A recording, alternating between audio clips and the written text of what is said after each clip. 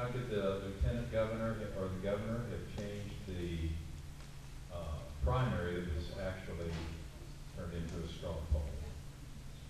Well, first of all, the lieutenant governor is supposed to, and there was a tie vote, and the lieutenant governor did not break the tie.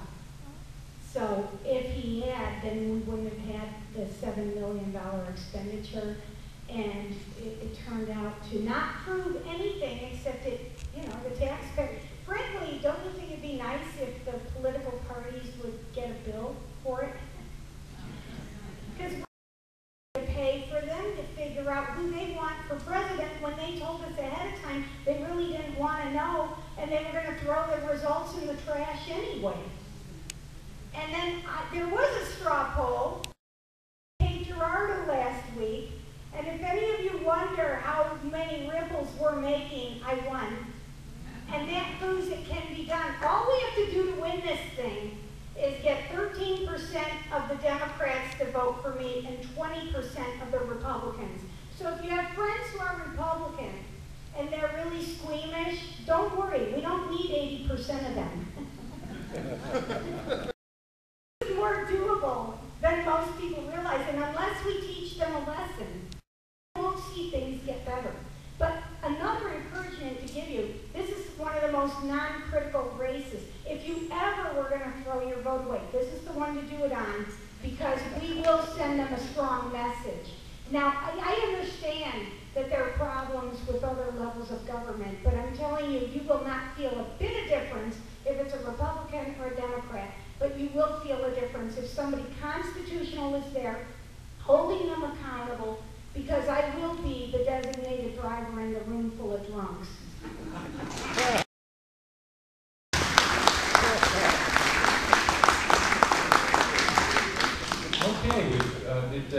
did you want to respond? Okay, great, all right.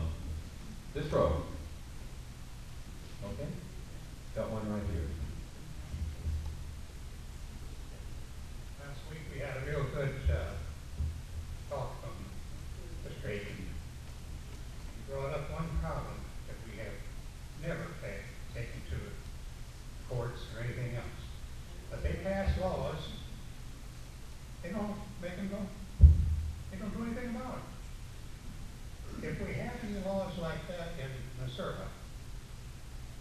I would like to know if you would put something into effect that if you make a law like that, you put something in, it would have to be taken care of. Okay, I'm not quite sure about the question. Was it that if you pass a law, you have to follow it? Okay, so the question, I guess, is that if you have a law that's passed in Missouri, should people be required to obey it? Okay, does that sound right? Okay, well, it's your answers. Since it's about, I can answer that because I've been in Missouri for a number of years studying the legal questions.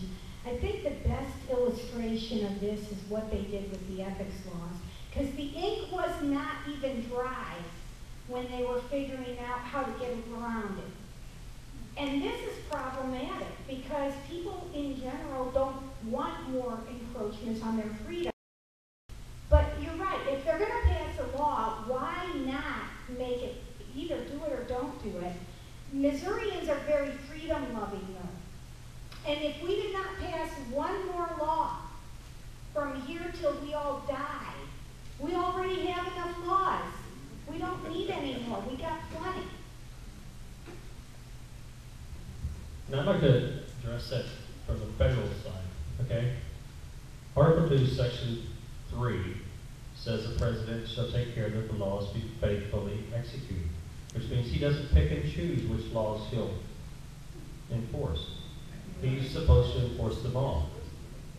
And Section 4 says the president, vice president, and all civil officers of the United States, Attorney General is a civil officer of the United States, shall be removed from office on impeachment. for and conviction of treason, bribery, and other high crimes and misdemeanors. Eric Holder should have been impeached. He should not have been held in contempt of Congress. Our representative should have moved immediately for articles of impeachment, and Eric Holder should be gone. And if the president doesn't want to enforce the laws, then our representatives, both all 8 of them and the 2 senators, should move for impeachment. Period. Enforce the laws.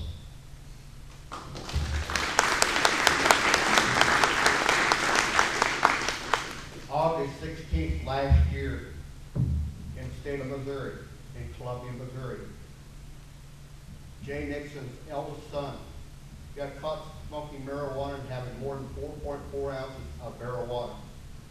He was supposed to go to trial.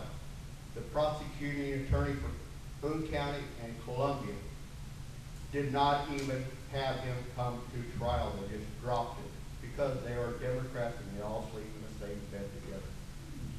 Now, I visit Columbia quite a bit. That's the campus for MU. You would not believe that over 70% of the students at Columbia will not vote for Jay Nixon because of what he did with his son, because he broke all rules and regulations, just like he did when he was Attorney General of the state of Missouri. If I become governor, the Attorney General, yes, he has been voted in, but he will be overseen. Instead of 16 years of doing what Jay Nixon did was absolutely nothing. He did not do his job right. And that's the way it's supposed to be. Yes, I wasn't in the House of Representatives. I wasn't recommended by any group or organization.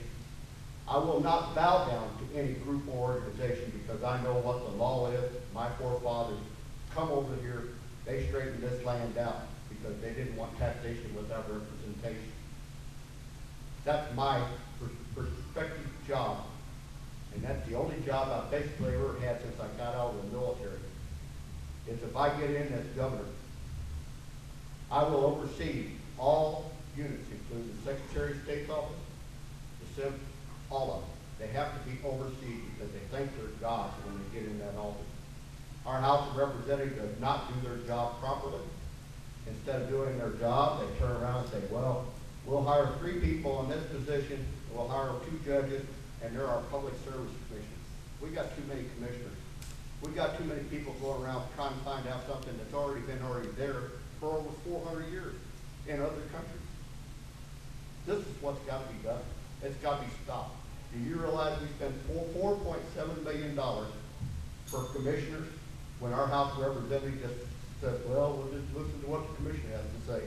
You go up and try to argue with the commission with a judge, and the judge is sound asleep. There's no argument. Monday night in Jefferson City, I will be before the Public Service Commission, doing my argument with the Electrical Public Service Commission. They're wanting a 14% pay rate. Man wears a $700 parachute if he's not making no money. Forget it.